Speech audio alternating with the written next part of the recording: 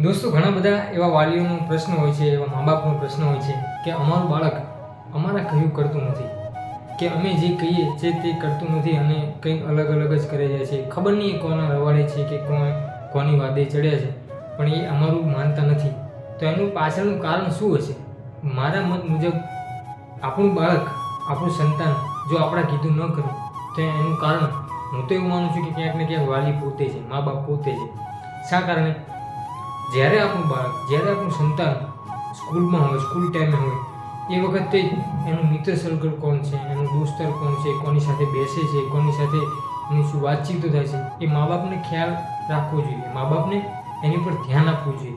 જ્યારે મા બાપ એની પર ધ્યાન આપતા નથી એટલે બાળકને ધીરે ધીરે એક ફ્રીડમ મળી જાય છે, એક આઝાદી મળી જાય છે. પછી બાળકના મનમાં એવું થઈ જાય છે કે મને કોઈ કંઈ કહેવાવાળું નથી. અને ધીમે ધીમે જ્યારે બાળક મોટું થાય છે, જ્યારે એનો ઉછેર થાય છે, 17, 18, 20 વર્ષ, 25 વર્ષની ઉંમરે જ્યારે પહોંચે છે, ત્યારે મા બાપ એની પર કોઈ જાતનું કોઈ ધ્યાન આપતા નથી. મા બાપ એ એમના પોતાના કામની અંદર વ્યસ્ત હોય છે. એ પોતાના જે તે એનું કાર્ય હોય એ દૈનિક જીવનશૈલીમાં વ્યસ્ત હોય છે.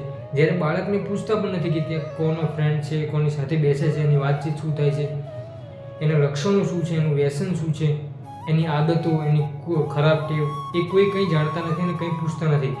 છેલ્લે જ્યારે બાળક હદ વટાવી ચૂકે અને બાળક એવું કંઈક ન કરવાનું કરી ચૂકે, પછી જ્યારે મા બાપ એને સલાહ આપે કે બેટા આમ નહીં, આમ કર, બેટા આ વસ્તુ તારી ખોટી છે, આ વસ્તુની અંદર આગળ વધ, ત્યારે બાળક માનતું નથી. શા માટે? કેમ કે સમય વહી ચૂક્યો હોય છે, સમય નીકળી ગયો હોય છે.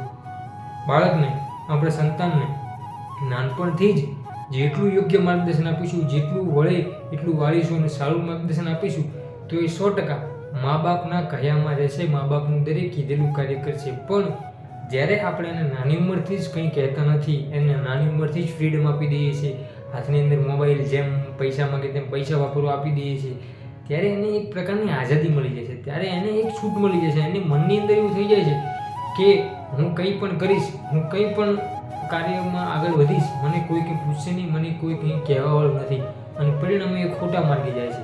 જ્યારે મા બાપ એને વાળવાનો પ્રયત્ન કરે છે, એને એમ કહેવાય કે એ રસ્તેથી મિટાવવાનો પ્રયત્ન કરે છે, ત્યારે મા બાપ પોતે એ સમય વટાવી ચૂક્યા હોય છે અને બાળક પોતે એ સાવ એમ કહેવાય કે હદ વટાવી ચૂક્યો હોય છે, જ્યારે તે કોઈ વસ્તુ માનતું નથી.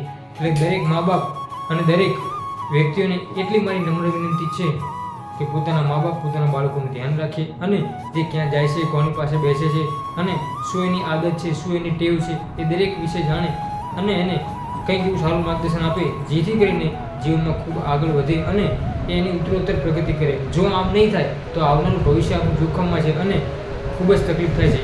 આવા એક સરસ મજાના સંદેશ સાથે દરેકને મારા જય માતાજી.